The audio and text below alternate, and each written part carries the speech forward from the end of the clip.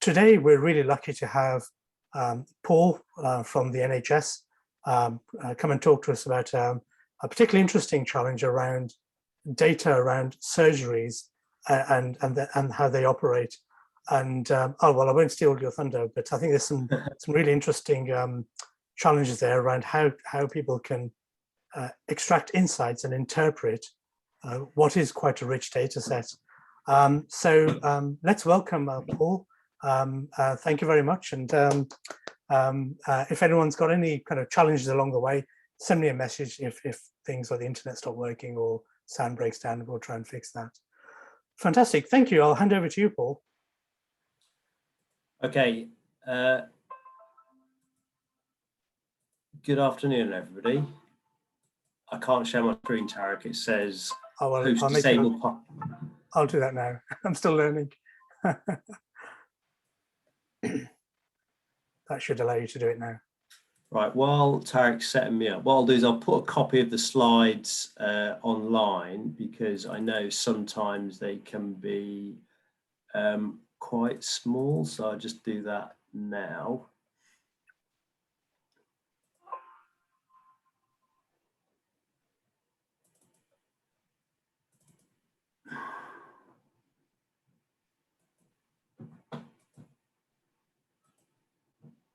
Is it uploading? Okay. Right, it should be uploading itself. So if it doesn't upload, I'll do it at the end anyway. First of all, good afternoon, everybody. My name's Paul Abrams. Tarek says I work for the NHS. I've got a couple of slides here just to really sort of what I thought I'd do is just give you a bit of an overview of sort of the data in the NHS. I think it's worthwhile just setting the overall scene, and what we're looking at today is just a small subset of what we've got. So then I'll just talk a little bit around sort of the data challenge, and then just give you sort of some description of the data. So it just gives you a bit of insight so you understand sort of what we've got sort of going forward. So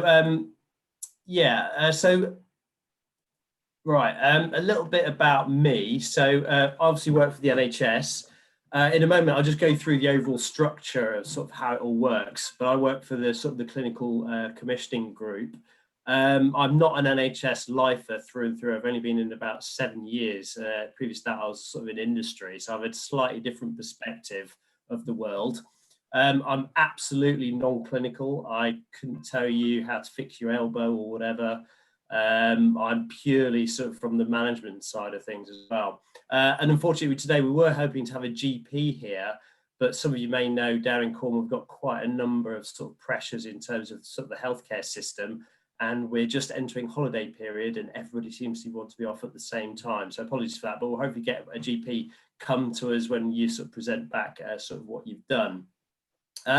Just in terms of my interest, I'm also a non-technical person. I'm not a data scientist, but what I am, I have a real passion around sort of machine learning, AI, about how we can introduce it into practice, whether that's either clinical practice or actually using those tools to actually improve sort of healthcare sort of going forward. So that's a little bit about me. Like I said, sort of what we'll go through next is a bit of a sort of intro into sort of data and what it looks like in the NHS. Or just before I get going, I'm also sort of responsible. Why I have sort of a big data interest is the particular project that I'm working on is one called population health management, where we're looking at huge data sets about how we can leverage that and improve sort of healthcare. And the first step in that sort of process is looking sort of at data. So the sort of the first slide we've got there is it just shows all the different data sets that we've got across the system in Cornwall. And probably most people don't know that a lot of these data sets aren't linked up. So at the very top there, I've got sort of the general practice, which is your GP practice that you may go and see when you've got a cough, cold, problems or whatever. They have their own system and sort of database that they use to sort of manage their population. And that's the sort of some of that data we'll be actually looking at in sort of the data challenge as well. We've also got acute data. So this is our sort of Royal Cornwall Hospital, those that you know based down in Cornwall, so Trelisk, where all the sort of surgery gets done. and a lot of sort of the consultants are and things like that. And also if you have an accident, ED, emergency department, etc., we're all based out there. So we have a lot of data from that perspective in terms of people who turn up into emergency departments, emergency admissions, elective admissions, so your surgery and your sort of appointments with the consultants there. The next bit we have is around community services. So this is your sort of district nursing teams out there, your physiotherapists. And in Cornwall, for those of you who live down here, obviously you've got a lot of community hospitals. So Falmouth, Newquay, Bodmin, etc. There's quite a number of those around the Duchy. We have mental health data as well. So people may have sort of psychological problems. We've got those sort of data sets. And each of those ones I've just highlighted are all different organisations, all with different IT systems as well. And then we've got sort of the local authority data as well. So why is that of interest? A lot of people who end up in sort of long-term conditions, so diabetes, asthma, often end up in sort of social care when they reach that very chronic, very frail, very elderly side of things. And then we've also got other data around sort of ambulances, information around sort of housing, and all that's useful for us because we don't just want to look at the people that are ill, i.e. those people who've broken their legs or have diabetes or whatever. We want to try and look at upfront what's actually going on to that population as well. So, you know, how many smokers we've got out in the community, how many people are not eating well, etc. All that gives us sort of an understanding of the sort of the wider determinants of health, which then help us manage all the people through and the patients through sort of the GP practices and things like that. But what the major issue that we have is we have all these different organizations using all different systems, and none of that data until about 2 weeks ago was actually linked together. So we're pretty lucky in the NHS compared to other sort of healthcare systems, and we have that unique identifier for everybody. Everybody has one. So all of you will have an NHS number, and luckily every system that I've just highlighted there, or every organisation I've highlighted there, capture that. So what we're sort of going through at the moment is pseudonymizing, i.e. removing out all the sort of the patient identifiable, so your name, address and things like that, and linking that data together using a pseudonymized key. So all of a sudden we have this huge data set that we've got now that we're starting to look to sort of analyze. Which, as you can imagine, how many lines of data, if some of you, well, a bit like me, sort of, you know, pressing 50 or whatever, you'll have your whole life's worth of GP data, plus any admissions you've had into the acute coming together. And as we've got a population of about 550,000 people in Cornwall, it is a massive data set that we've just pulled together. And now the trick is how we're sort of going to analyze that together. So don't worry, the challenge is not to analyze that amount of data. We like to say we've got a bit of a subset of what we're going to look at. And some of the sort of the issues that we have is the NHS is very good at giving information. So we can tell you the wait times of, you know, yesterday in the emergency department, but we're not very good at giving knowledge or understanding the knowledge that we have. So on that particular example around sort of emergency care, we're not very good as a system of actually presenting, you know, what are the reasons why these people have turned up? Okay, they may have broken the leg, but why have they broken the leg? Is it because they're frail and elderly and sort of slipped over because nobody's gone to check that they're, you know, coping in their own house and things like that? So it just shows that we're really good at presenting information, but not really sort of very good at sort of knowledge sort of going forward. And the NHS has now got this big program, like I say, linking the data sets together and the whole process as well around this called population health management.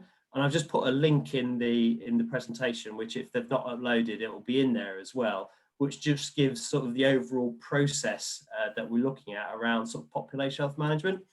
And I think that's important to discuss because it's all well and good at looking at the data, but if you're actually presenting some nice graphs and giving a bit of knowledge, you need to do something with it to actually make the improvements. So in this case, we're looking at sort of improving sort of people's health and sort of lifestyles and stopping people basically trying to use the health service by making them weller. So as you can see here, the sort of the overall process we've got is this sort of infrastructure, which is all the sort of the data science piece, bringing the data together in a warehouse. We've then got this sort of an analysis to actually look at where we've got sort of opportunities. So do we have lots of people with diabetes? do we spend more money than other healthcare systems on pain relieving drugs and things like that? And so by analysing that sort of data set, we'll be able to start to understand sort of what are the issues that we have and start to prioritise where we may sort of deliver improvements or help people deliver improvements. Because again, sort of all linked to this, the NHS is very good at fixing people, but not very good at sort of helping people look after themselves and sort of self-management and stopping them doing sort of risky behaviours. So by that, I mean sort of smoking and things like that. So there's a sort of a bit of a shift from where the NHS is moving towards in terms of just making people better. We're trying to help people understand the choices they make in their life to prevent sort of future sort of healthcare side of things as well. And also a big part of this is actually implementing what we've sort of found. So for instance, going back to diabetes, if we've identified that we've got lots of type 2 diabetic people, how can we get them on sort of the right insulation? Are they right insulin, sorry, not insulation? Are they on the right insulin? How can we help them improve their sort of life, for instance? Are they still smoking, etc.? So it's all about sort of those interventions and how we can sort of make change to sort of people going forward. And then the sort of the evaluation. So it's all well and good at looking at the data and delivering something. What we need to then use is the data then to show that we've actually achieved something with our sort of projects that we're sort of implementing. So going back to that sort of diabetic example, you know, we may have found people that maybe not on the right dosage of insulin. That may stop people, for instance, having foot amputations and things like that. So it's all trying to link the data set through people's sort of life and over time as well. So you can see sort of the complexities we've sort of got with the data there. And then just beneath that, I've just highlighted some of the support processes as well. So it's like I said, all well and good at looking at the data and getting our clinical teams in place. There's a whole stuff we need to do as well is around engaging with the population and people as well. It's all well and good, you know, take your insulin or whatever, but there may be underlying causes to that person why they're not taking it.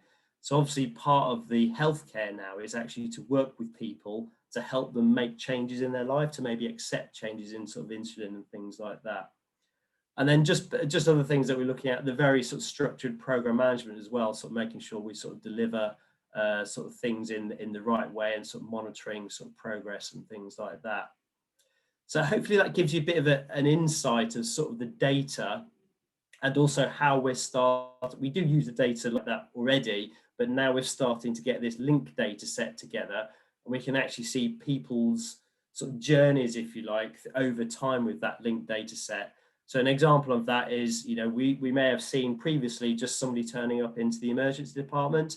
Now by linking up the emergency department with the ambulance data, with the primary care GP data, we may be able to see sort of the patterns of what's happening to that person. So it may be that, you know, they've missed a GP appointment because they're ill and things started to escalate and then they ended up in hospital. And there's patterns like that that we need to sort of start sort of looking at sort of going forward. So obviously we're very early doors and sort of with this linked data set, what we're starting to do is sort of build an idea about how we're going to sort of analyze the data sets as well. And this is where you get people like yourselves, sort of our data science, our business intelligence people are starting to sort of help us sort of understand that. So risk stratifying, which means, you know, who's likely to end up in hospital or deteriorate. Segmenting as well, so using some of you sort of data science, you'll be familiar with sort of clustering algorithms as well. What are the common characteristics of, say, people who end up in ED, for instance? Also putting this together in sort of pathway dashboards. So we're very good at sort of monitoring, like I said, emergency department sort of attendances, but let's look at, for instance, the path of a person who has diabetes or a respiratory problem. You know, how many smokers have we got out in Cornwall? Because that obviously will impact in the future and on terms of emergency department sort of activity. And like I highlighted, a big part of this is sort of operational improvement. So understanding the big flows of patients through it, because like I said, we've got 550,000 people in Cornwall, plus all our tourists arriving very soon, or already here, I think. How do we look at the flows of people through the NHS and make sure or understand where we can actually make sort of improvements sort of going forward? And then the final bit as well, I think Tarek and I have had a number of conversations about the lack of statistical understanding in the NHS as well.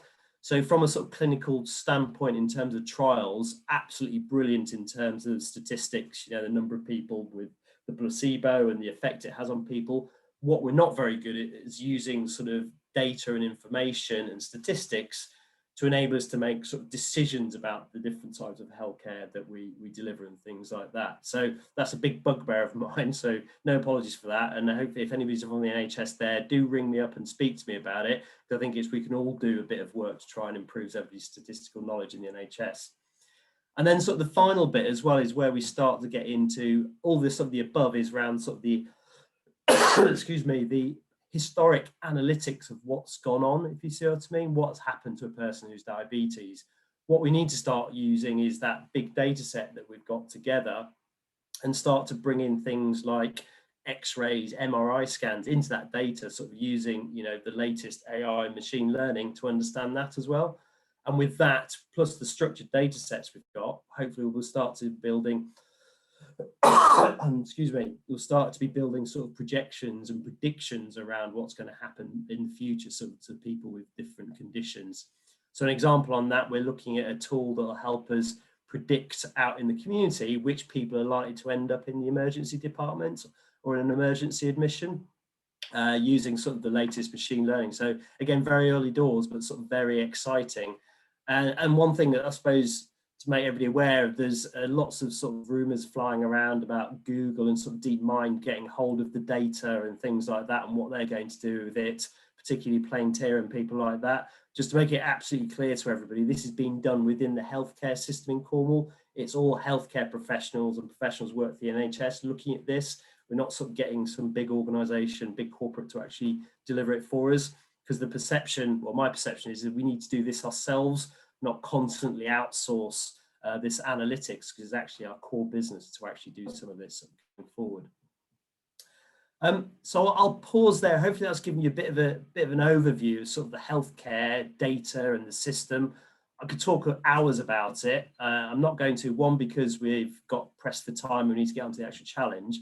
And two, I'm actually losing my voice at the moment. So I have a bit of water and everything like that. So apologies for I start getting a bit hoarse. So just on that, has anybody got any questions or any sort of thoughts on what I've sort of just showed? Obviously, that's a very quick snapshot of lots of pain and anguish and anger, but also a lot of, we've got some great stuff that we can actually get on and do finally. Is it Craig, you've got your hand up? Yeah, I have a question about accessing the data. Yeah. So one time we talked to the consultant, he wants to use machine learning to look at scans of stroke victims. Yeah. That's a critical thing. And the project was going okay up until the bit where we tried to access his images. And then his department said, we're not even going to talk to you until you filled in all these ethics research. So okay. I mean, one of the issues is just access to data for medical applications. Obviously, there's a lot of kind of ethics type. Of course, and it's an absolute nightmare, information governance around this and things like that. There are ways around it. So like I've highlighted, you can have pseudonymized data sets and things like that, as pseudonymized MRIs, X-rays and things like that. So there are ways around it. I mean, if you're working down in Cornwall, your consultants Cornish, Craig, email me separately and we can see what we can do and sort of link people up and things like that. Because like I highlighted, there's a start to be a sort of push within the NHS in Cornwall to start doing some of this as well. So if there's any blocks, we can probably sort of help get over those, assuming that it's a Cornish sort of consultant you're talking to. Sure. Okay, thank you. I don't know if anybody else got any observations or questions before I move on a little bit.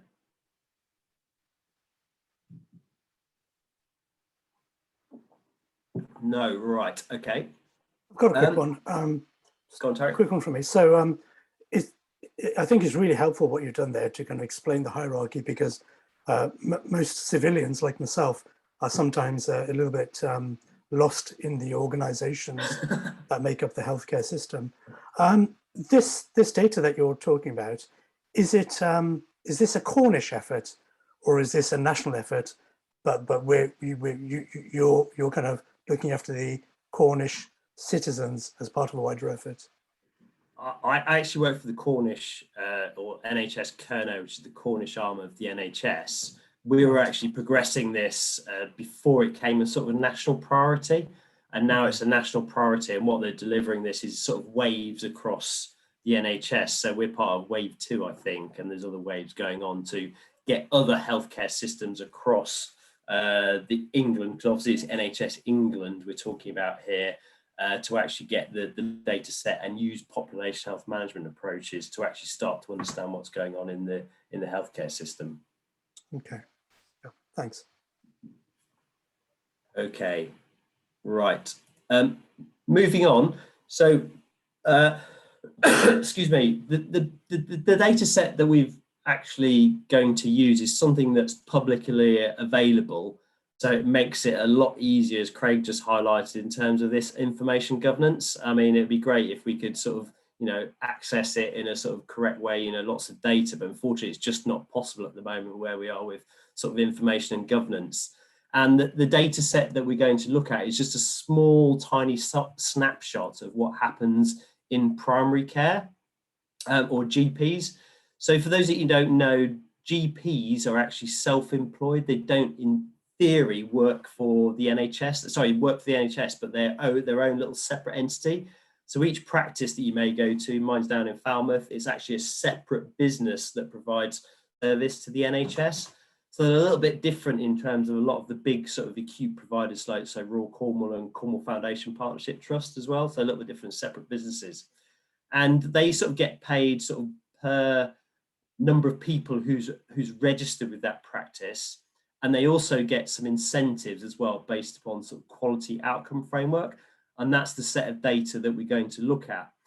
The data set we're going to look at is not just for Cornwall, though. I've given you a few sort of links and everything like that. It includes the whole of England as well. So there'll be some interesting stuff that we could perhaps do some around comparisons for sort of Cornwall against England and practices and things like that. So like I said, it's just a small snapshot of the data that we've got sort of going forward. Has the thing come in the chat yet, Tarek, in terms of the file? I can't hear you, Tarek, sorry. Yeah, it has. Yes, the PDF arrived. Yeah. Okay. So just one caveat, and apologies in one way for this, but QoF data has often been used to beat up GPs, basically saying, why aren't you improving? Why aren't you doing this, that, and the other, whatever?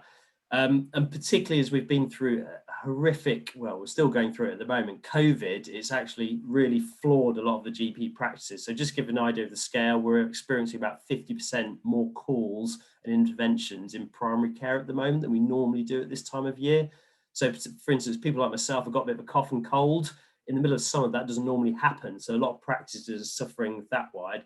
We've also had the sort of the COVID pandemic to deal with as well. So now the sort of data is a little bit skewed, but we've used, I think, 1920 sort of data in this. So it takes away sort of the issues that we've had in this last year around sort of COVID and things like that. So it just highlights that not all practices sort of contribute to this. And also it just highlights that we can't really take it as read in terms of, oh, bad scores means bad practice. Often it doesn't. They may have a slightly different way of doing it.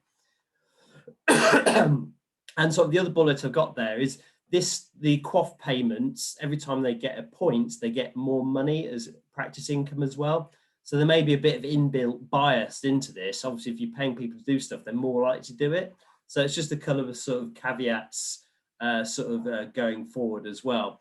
And like I said, that last one about the very bottom is, some practices stop doing it purely because they haven't had time dealing with all the critical issues that are ongoing in terms of sort of people attending practice and all the sort of the inoculation vaccination program that's going on as well. So that's sort of a big caveat just to make people aware. So don't go to your practice saying, oh, you're not doing very good on this. What are you doing about it? There may be some very good underlying reasons, and a lot of the time there are. So for instance, one of the things we've been looking at with the Falmouth and Penryn practices is thing around younger persons' mental health. Why is that an issue in sort of Falmouth and Penryn? It's because they've got the students, the university there as well. So that tends to skew some of the data then. So it's a sort of big word of caution about don't interpret bad performance on this as bad clinical sort of practice and a bad sort of GP surgery. So if we get into sort of the detail here, excuse me, I just copied and pasted this onto there because it's probably easier rather than getting everybody to rummage around sort of the websites and things like that. So what I've got, that grey box there, sorry, the link in the middle is where you can get to all the data. So as ever, NHS data is not the greatest in terms of how it's presented. And I kept going onto this website going, I know the data's on there, but I can't find it. What you have to do is scroll about 2/3 down the page to actually find the data. So that's just a sort of word of caution on there. And also the data you'll find, it's probably best to go to sort of the GP practice level. And in there, you'll see a sort of a number of data sets around sort of the QOF, what they call indicators. So the indicators are what I've sort of highlighted on the left. So there's a group of data sets around cardiovascular. So that's things around sort of heart failure, heart disease, heart problems. Respiratory is your chronic obstructive pulmonary disorder, asthmas, and interstitial lung disease and things like that, if you know what that is. Your lifestyle group is, I can't remember off the top of my head, but I think it's your smoking, your obesity, and things like that, and have people had sort of various vaccinations. Your long-term conditions group are your things around sort of diabetes. Come on, think, there's a whole load of them. I can't remember any off the top of my head, but if you look on there, it's all on there. We've got mental health as well. So that's things around dementia, psychosis, and things like that. Your musculoskeletal data, which is around hip and knees and elbows and things like that, your joints and your bones. Your gynae group is all the women's problems, so, and around pregnancy, I think, is in there as well. And then there's a couple of sort of quality improvement groups as well around things that practices need to do. So they need to implement sort of certain stuff in there. So there's a number of files that cover each of those areas. And what I've got next is just a brief description of one of those, just to try and get your heads around about what's included there. So just on the data challenge, obviously this is a bit of fun. I'm not expecting you to download this year's and all years going back and all these sort of conditions. One of the things, you may pick one of them. I know one of the GPs I was talking to said, you know, not diabetes, dementia may be a good one to look at, which will be in the neurology group as well. And that's sort of highlighted in the slide in a bit of a moment. So like I said, this is entirely up to you how you want to look at it. There's no sort of pressure.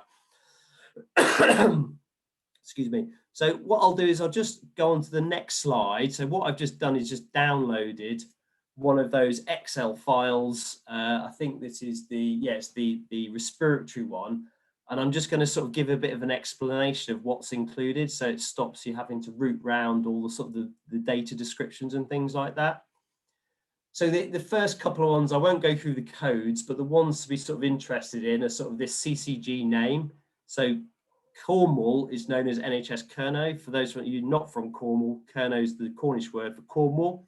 So that is the whole of Cornwall and the Isles of Scilly, all the GP practices in that area. On the data set, you'll see that it's actually got all practices, all areas, all CCGs across the country.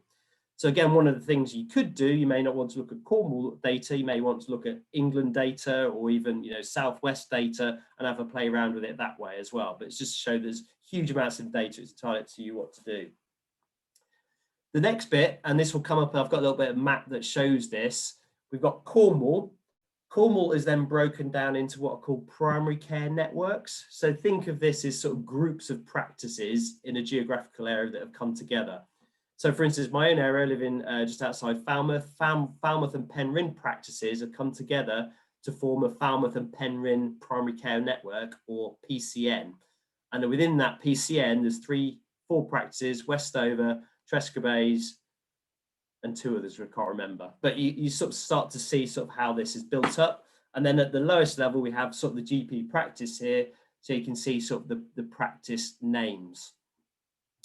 You may see your own on there. So I know you're on the Lizard Tarek, so you're probably Mullion and Constantine, are you? They're on there somewhere. Just a word of caution as well. Over time, the structure of the practices has changed slightly. So some of the smaller practices have been subsumed by bigger practices. So if you were to look at historic QOF submissions, you may see a few practices disappeared and names have changed. It's just the way we are at the moment in the NHS, I'm afraid, sort of with all the changes going on. And then just to sort of describe a bit more of sort of high level data or the common attributes across all those data sets we've got, there's stuff around list size. So this is the number of people that are registered to a specific practice. and then the number on a register. So this one, in this case, is those people with a respiratory condition, so asthma, COPD, as a register. So it's these respiratory register. So you can see there, so hopefully it's big enough. So Alverton at the top of the list there, their practice size about 6,400. Out of that population, about 435 have a respiratory condition. And that data set's common in all those different groupings I sort of highlighted you sort of going forward. And before I move on, has anybody got any questions on the data? I will explain sort of the next part of the screen, if you see what I mean. So shall I move on? And then this here is sort of the bulk of the issue. So in terms of respiratory, which we've got here, you'll see sort of the key measures here. So you can see the contractor, they keep a register, i.e. the practice keep a register. That's probably not sort of relevant because most people do, they keep a register. What's more interesting is when you get down to start to some of the key attributes. I've highlighted there one. You can see the patients over 8, etc., who've, anyway, you can see the sort of the point I'm trying to make. So out of that population of whatever it was for Alverton, 95 of those people have that attribute, have had that intervention, if you see what I mean. Also, what I've highlighted at the top of the screen in orange there is just a link back to all the definitions and things like that. So you don't feel as you have to take lots of notes. It's all in those documents and things like that. Feel free to look at it, and it's all in there, most of sort of the descriptions and things like that. But sort of the objective of the last 2 slides is just to highlight the sort of the basic common stuff and then sort of the measures that you may want to pick up. Right, I'm conscious this time's pressing, so I'll just jump on to sort of the next slide. The next slide just highlights that geographical breakdown that I just highlighted. So we've got ICA, which is Cornwall, the PCNs I've highlighted, down to the practices. The cohort is that respiratory group of people with respiratory conditions. Obviously, then we get down to sort of the patients. So that just gives you a bit of an overview of sort of the geographical breakdown. Again, there's a link on there if you want any sort of further information. So that's the data that we've got. I've got some examples now, unless anybody's got any questions about how it's presented at the moment. Okay, I'll just move rapidly on. So the next few slides, I won't go through them all, but they're all in the data pack. So this is, again, from a link. NHS England have done this job here. That's how they present the information. Now, for a practice, they're really, really busy. It takes them a long time to go through all this sort of data and the information to actually find out what's going on in terms of their practice and where they should maybe focus effort. So again, it's going back to one of my original slides, it's trying to change that information into sort of intelligence about, okay, practice A or PCN or Cornwall, here's some things you might want to think about rather than just going, oh, here's some beautiful presentations. We want that as well, potentially, but just try and think of moving away from information into that sort of intelligence. So again, this goes back to the statistics and things like that, variability and things like that. If you can look at that, that's brilliant. Again, this is just an ask. It's things maybe to look at. Up to you what you do with it, because obviously it's supposed to be for fun. And then again, there's a couple of ways that they've presented it. I'm not going to go through these, but again, it really is just like lots of information, but no sort of intelligence. And then sort of, this is my last slide, guys. So basically it's over to you. Ask me any questions you want. What we're trying to do is look at some visualizations. How can we make this easier for people to look at and start to understand it, whether it's a GP, a practice, or somebody like myself. You can look at a specific condition. You can look at the whole data set. You can look at a specific year. You can look at multiple years, entirely up to you. Just some questions I've sort of posed as well. Does the size of the practice matter when you're looking at performance? Who knows? And do you want to look at England, Cornwall, or maybe your local sort of PCN or even your local practice? It's entirely up to you. And then just to reiterate as well, this slide, that triangle on the right hand side really does it for me. The NHS is really good at providing information and data, but in terms of the top two, we're not very good as well. So just sort of think about that when you're doing this sort of work going forward. Excuse me. And then the final slide is just some other publicly available information that may be of interest to you. Have a look at that. It's entirely up to you.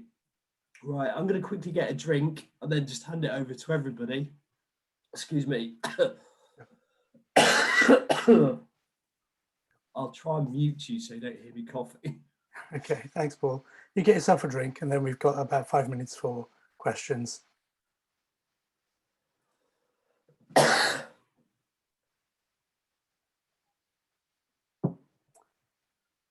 Great. Can everyone hear me? Yep. Can everyone hear me? Yep, that's good. Okay. Paul, can you hear me? Yeah. So thanks for that. That's really, really interesting, and thanks for setting out the context. I think that's really important. A couple of questions from me. One is, what are the kinds of questions, I know you've listed some at the end, that would be really valuable to answer around the practice level? I think that would be useful to hear from somebody like yourself who works in the NHS. What are the kinds of questions that both yourself and the clinicians just, they walk around thinking, I wish the data would help us answer this? Okay, one of the key things is around prevalence rates. So have we detected all of a specific condition? So one of the reasons why dementia is a particular high focus is because we think there's lots of people out there with the early stages of dementia. So have we detected sort of all those people with dementia? And you'll see in there as well that obviously the data is available for the UK. So what are the reasons perhaps why we haven't got the levels of detection? I don't know. That's one sort of key question we've got as well. And then other things as well, we've got quite a lot of different conditions, and also there's lots of different regimes in terms of treatments and things like that, but we don't know sort of the impact on those as well. And obviously part of that you need to understand sort of emergency care data, but part of the issue is actually trying to get an understanding of where everybody sits or what benchmark everybody sit. I know I mentioned performance earlier on, but how do we sort of, what's the variability across Cornwall? What's the variability in practice for a specific treatment intervention and things like that? Does then that lead to sort of more admissions, more home care, more GP appointments and things like that? And obviously that data's not available, but just giving us an insight into sort of the variability of care would be a real sort of a good thing for us. And then also from a sort of GP practice as well is they're very sort of competitive as well. So anything we can sort of show them about, oh, you're the bottom quartile or top quartile of this, then all of a sudden, it's amazing how you see them all flood into their practice, start asking for data and information to try and improve themselves as well. I think it all comes from medical school when there is obviously a very competitive environment. So anything like that you can sort of present in terms of, this is how you appear against the rest of England or Cornwall or whatever, really does sort of help and focus their mind as well. And I think the key thing as well, from my perspective, there's lots of data there. Again, it's this information. We don't want information, we want insights and actually, oh, have you thought about looking in this as well? Hopefully that gives you a sort of a flavour of sort of the key things. I mean, I could speak for hours about this. I'm trying to keep it very focused on that primary care data. Sure. Just one more from me, which is around this idea of performance. You probably have to be quite cautious about interpreting what performance means. Do you have a few words around how we should think about what performance means? Well, I think it goes back to that slide around sort of the caveats. There may be specific issues in that practice. I mentioned the Falmouth and Penryn one as well. It's not in the, I'm trying to think of an example specific for QOF, but the only one I can think of is around mental health. So they have lots of young people going into hospitals, self-harming and things like that from Falmouth and Penryn. Now that's not absolutely the fault of the practice. It's just because they happen to have a higher number of young people living at the area due to the university and things like that. So it's just be mindful that it's not like, oh, practice A is better than practice B. There may be a lot of underlying causes to that practice. Sure. And another example as well, I think in the other information I highlighted the public health information. Deprivation, i.e. poverty and things like that, has a massive impact on people's health. So some of the practices we've got are in Poole, Camborne, Redruth, Bodmin, where there's massive amounts of deprivation. That has an impact on their population and then how well they can do as well. They'll probably have more diabetic patients, more heart failure patients, more respiratory patients than anybody else per head of population. That's purely down to sort of the deprivation and things like that. Sure. Okay, so we've got about a minute left. Are there any questions from the attendees at all? Okay. So in terms of next steps, you've shared those slides with us, and they've got links in that point people to the data. Who should people email if they've got a query or a question? Is it yourself? Yeah, you can fire them to me, and if I don't know the answer, I'll either point you to a website that may have the answer, or one of the clinicians Sure. may be able to get to them as well. Sure. Fantastic. So I'll bring this one to a close. We'll arrange kind of a catch-up session for everyone who has worked on these challenges, so we can then kind of put together a kind of, what did we learn and what good ideas came out of that. So to conclude, I just want to thank Paul. I know you're super busy, particularly at the moment, and you have a bit of a cough today. So thanks very much for doing that. It's been a really interesting insight into how the NHS is structured and the direction away from just fixing people towards prevention and understanding why people get ill, and using, as you say, insights to kind of optimize for that. I think that's been really interesting. And if anyone wants to have a go at that, I think that's an exciting opportunity. So thanks very much. Thanks, Paul. No worries. Good to see you all, or meet you some of you anyway, virtually. Yeah, thanks. Okay, I'll bring an end to this meeting. Thanks very much. Cheers. Goodbye. Thanks.